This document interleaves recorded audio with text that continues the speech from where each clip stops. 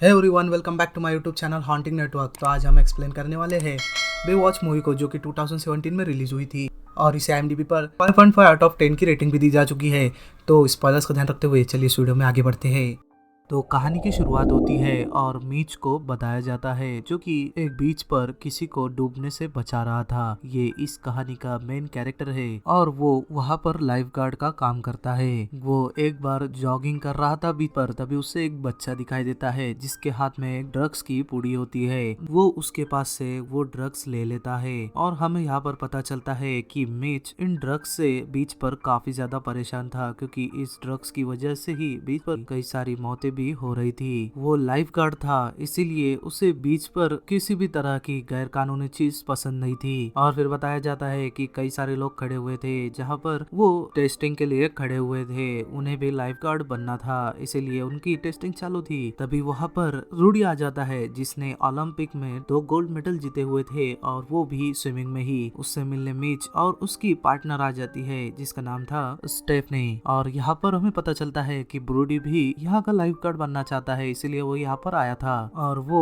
बिना किसी टेस्ट में पास हुए, बिना तो कोई टेस्ट दिए इसमें सिलेक्ट होना चाहते थे, क्योंकि वो 2 बार गोल्ड मेडलिस्ट थे। लेकिन मिच को ये पसंद नहीं। वो ये चाहता था कि सभी को ये टेस्ट पास करना ही होगा, चाहे वो कोई भी हो। तभी रॉनी और डेव को बताया जाता है, जो कि दोस्त थे। वहाँ पर वो कुछ बातें कर रहे थे। ये दोनों कंप्यूटर स्टाफ का काम करते थे और यहाँ पर रोनी लाइफ गार्ड बनने के लिए आया था। तभी उसकी मुलाकात सीजे से होती है, जो कि काफी ज्यादा खूबसूरत थी और वो मिच के टीम में थी। उनके टीम को बेवॉच कहा जाता था, इसीलिए सभी लोग यहाँ पर लाइफ गार्ड बनने के लिए और उनकी टीम में ज्वाइंट होने के लिए आए थे। सीजे को देखते हुए रोनी काफी ज्यादा नर्वस हो गया था। इस वजह से उसके गले में कुछ चीज अटक जाती है, इसीलिए उसका दोस्त सीजे को उसकी हेल्प करने के लिए बुलाता है। सीजे को रोनी काफी ज्यादा पसंद कर रहा था, इसीलिए वो जैसे ही उसे देखता है उसकी बोलती बंद हो गई थी। तभी सीजे उसकी हेल्प करती है, उसके गले में अटकी हुई चीज उससे बाहर निकालती है। लेकिन वो रोनी सीजे के छूते ही वो पिघल जाता है। वो उससे ये चीज छुपाने के लिए टेबल पर कूद जाता है, तो वो टेबल के अंदर उसका प्राइवेट पार्ट अटक जाता है। तभी मीच उसकी मदद करता है और वहाँ खड़े सभी लोग उसका मजाक उड़ाने लगते हैं। फिर मीच अपने बॉस के पास जाता है, जिसका नाम थॉर्वे था। वो उसे ड्रग्स के बारे में बताता है। वो जैसे ही ड्रग्स के बारे में उससे जिक्र करता है, तभी उसका बॉस बातें पलट देता है और वो उसे रूडी के बारे में बताता है कि उसकी टीम के साथ काम करने में दिलचस्पी बिल्कुल भी नहीं है। वो अकेले ही काम करना चाहता है, जिस वजह से मिच अब रूडी से और भी ज्यादा नफरत करने लगा था, क्योंकि मिच को टीम के साथ काम करना बेहद पसंद था और यही सही है। लेकिन थॉर्वे, जो कि मिच का बॉस था, उसने ब्रूडी की सिफारिश किया था। उसकी जिम्मेदारी थी कि ब्रूडी को काम पर लगाना बिना किसी टेस्ट के, इसीलिए मिच को उसकी बात यानी उसके बॉस की बात माननी ही पड़ती है। और फिर बताया जाता है विक्टोरिया लीड्स को, जिसका रोल किया था प्रियंका चोपड़ा ने। ये इस कहानी की मेन विलन है। वो एक काउंसिल मैन से बात कर रही थी। यहाँ पर हमें पता चलता है कि काउंसिल मैन ने उसका एक काम नहीं किया था, इसीलिए वो उसे एक बहुत ही महंगी घड़ी देती है, जिसके वजह से वो उसका काम जल्द से जल्द कर दे। वो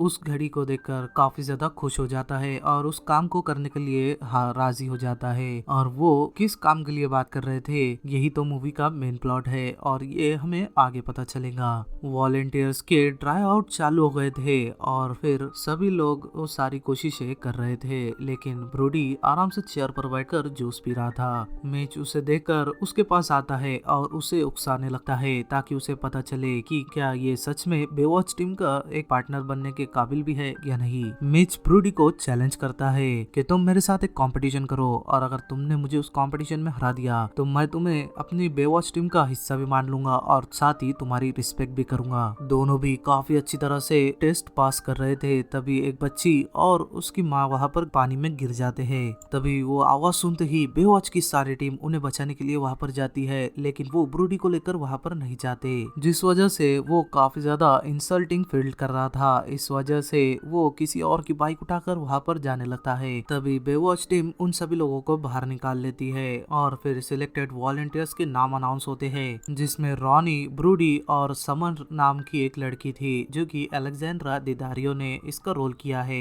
तभी वहाँ पर विक्टोरिया आ जाती है। वो वहाँ के उस क्लब की नई ओनर थी, इसीलिए वो वहाँ पर आई थी। बेवॉच टीम ने जिस बच्ची और उसकी माँ को बचाया था वो उसके लिए उन्हें कांग्रेट करती है और उन्हें अपनी पार्टी में इनवाइट करती है, जो कि आज रात उसने रखी थी क्योंकि वो नई ओनर यहाँ पर बनी हुई थी। वो उसी बोर्ड पर थी। वहाँ पर काउंसलमैन भी था, वो उससे बातें कर रही थी। काउंसलमैन ने अभी तक उसका काम नहीं किया था।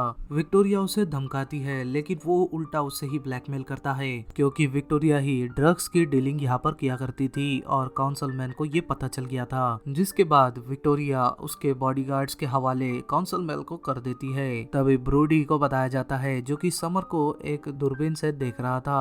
तभी वहाँ पर मिच आ जाता है और वो उससे समर के बारे में पूछता है, जहाँ हमें ये पता चलता है कि ब्रूडी समर को पसंद करने लगा था। तभी उन्हें कॉल आती है और बेवॉच की सारी टीम उन्हें बचाने के लिए वहाँ पर पहुंच जाती है। वहाँ पर एक बोट पर आग लग गई होती है, इस वजह से वो वहाँ पर आए हुए थे। वहाँ पर कुछ लड़कियां भी थी और साथ ही काउंसलमैन भी। वो उन्हें बचाकर वहाँ से ले आते हैं। सभी लड़कियां सही सलामत थी लेकिन काउंसलमैन जो कि मर चुका था। मिच उन लड़कियों से काउंसलमैन के बारे में पूछता है लेकिन उन लड़कियों को बिल्कुल भी कुछ अंदाजा नहीं था कि वो कौन है और उनकी बोट में कहां से आ गया था। और फिर बताया जाता है कि मिच उस काउंसलमैन की सारी डिटेल्स लिख रहा था। तभी वहाँ पर एल्बर भी आता है जो कि एक पुलिसमैन था। वहाँ पर आते ही वो मिच को डेड बॉडी से दूर हटने को कहता है। उसे ऐसा लगता था कि मिच उसके काम में काफी ज्यादा इंटरफेयर करता है, इसीलिए दोनों के बीच काफी नोकझोंक और लड़ाई होती रहती थी।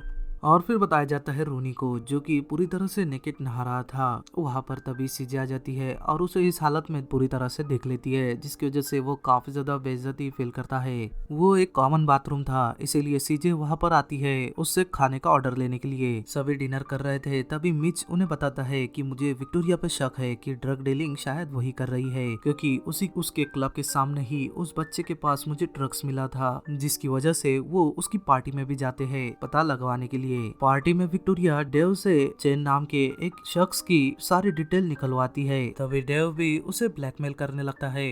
बेवॉच अपने काम पर लग जाती है उस पार्टी में पहुंचकर। मिच और स्टेफनी ड्रग्स के बारे में बोट के अंदर घुसकर पता लगवाने की कोशिश करते हैं। यहाँ पर पहुंचने के बाद मिच को और भी ज्यादा शक होने लगता है क्योंकि पुराना ओनर दूसरी कंपनी से फिश ऑर्डर करता था और विक्टोरिया किसी और कंपनी से फिश ऑर्डर कर रही है। वो जैसे ही उस बॉक्स को खोलकर देखने की कोशिश करता है वहाँ पर एक गार्ड आ जाता है। वो उन्हें डिस्ट्रैक्ट करने के लिए स्टेफनी से किस करने लगता है लेकिन गार्ड्स को इसका कोई भी असर नहीं होता।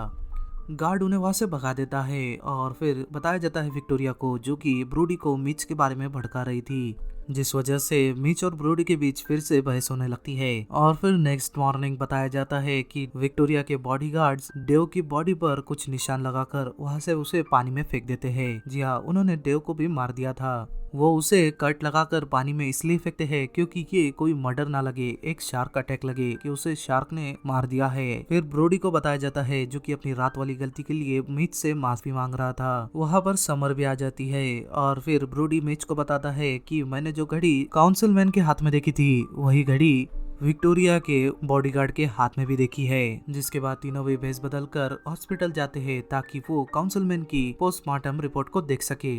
वहाँ पर उन्हें पता चलता है कि वो किसी भी आग या पानी से नहीं मरा था, बल्कि उसकी गर्दन की हड्डी टूट जाने की वजह से उसकी डेथ हुई थी।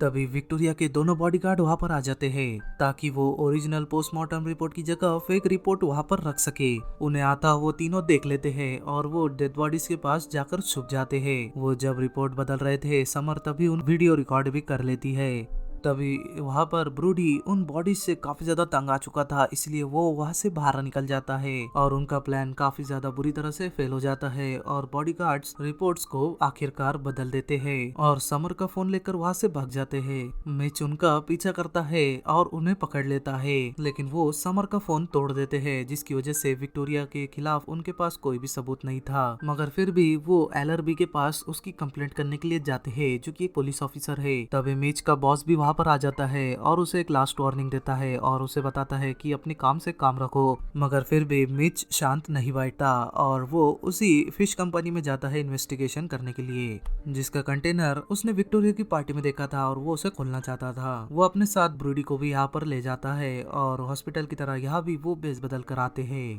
थोड़ी देर इन्वेस्टिगेशन करने के बाद उनका शक यकीन में बदल जाता है कि ड्रग्स और कोई नहीं बल्कि विक्टोरिया ही बेचती है। तभी मिच एलआरबी यानी उस पुलिस ऑफिसर को फोन करता है और वहाँ पर बुलाता है कि ताकि वो सब कुछ अपनी आंखों से देख ले। लेकिन तभी बीच पर उस पुलिस ऑफिसर को डेव की बॉडी मिल गई थी, इसीलिए वो वहाँ पर इस वक्त नहीं आ सकता था। काउंसिलमैन के भी कुछ दिनों पहले वहाँ पर लाश मिली थी, जिस वजह से मिच का बॉस उसे काम पर से निकाल देता है और ब्रोडी को वहाँ का नया टीम लीडर बना देता है बेवॉच टीम का।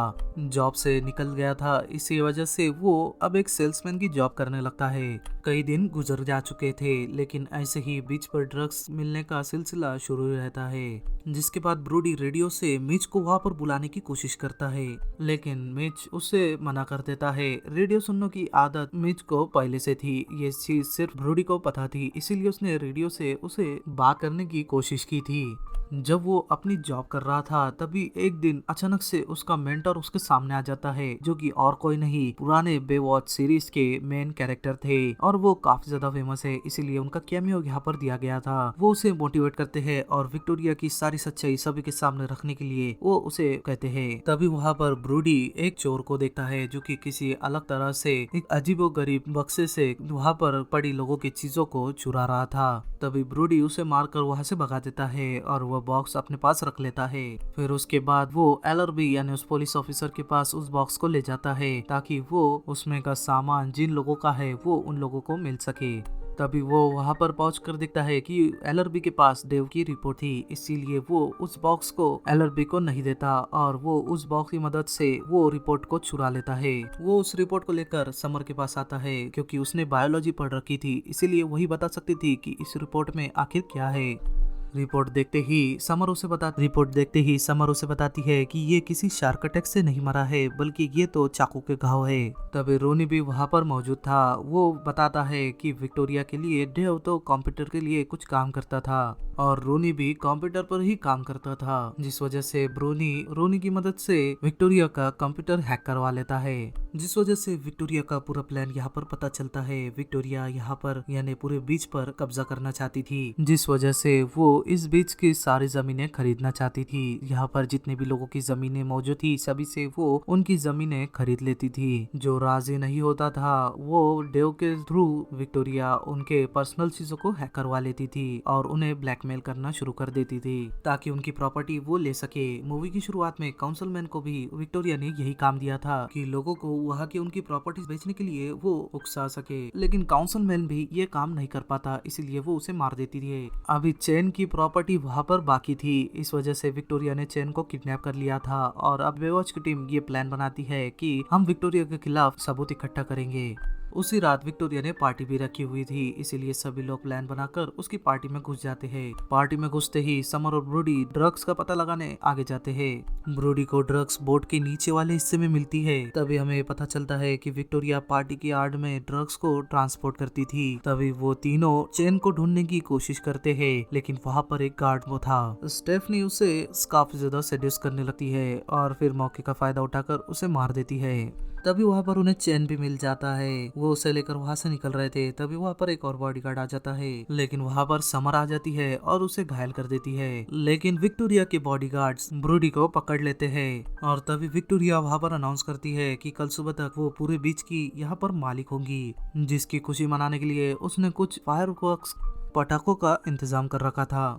तभी उसका एक गार्ड विक्टोरिया को ब्रूडी के बारे में बताता है। वो ब्रूडी के पास जाती है, ब्रूडी को वो एक केज में बंद कर देते हैं और उसे उसी पटाखों के पास ले जा रहे थे। वहाँ पर उसका हेलीकॉप्टर लैंड होने वाला था, वो उसमें बैठकर वहाँ से भाग जाने वाली थी और यहाँ पर पता चलता है कि थॉरवे को भी उसने खरीद लिया था, जो कि इनका बॉस था और मिच को निकलवाने का काम भी उसने किया था, क्योंकि वो किसी भी प्रॉब्लम के बिना ड्रग्स यहाँ पर बेच सके और मैंने ही तुम्हारी यानी ब्रूडी की सिफारिश की थी, वो उसे सब बताती है ताकि मीच को यहाँ से निकाल दिया जाए और तुम सिर्फ बीच की केयर करो, ना कि मेरे काम में टांग अड़ाओ। लेकिन तुम भी वही करने लगे, जिसके बाद विक्टोरिया उसे पानी में फेंक देती है। तभी मीच वहाँ पर आ जाता है और उसे बचा लेता है। अब दोनों मिलकर वहाँ पर जाते हैं जहाँ पर विक्टोरिया मौजूद थी। सीजे और रूनी वहाँ पर पहुंचकर उन पटाखे को चलाने की मशीन को स्टार्ट कर देते हैं, जिस वजह से वो सारे पटाखे वहाँ पर आसमान में फूटने लगते हैं और उसका हेलीकॉप्टर वहाँ से उतरने में मुश्किल हो जाती है। तभी विक्टोरिया के बॉडीगार्ड्स और मीच के बीच फाइटिंग होती है, जिसमें मीच काफी बुरी तरह से उन लोगों को मारता है।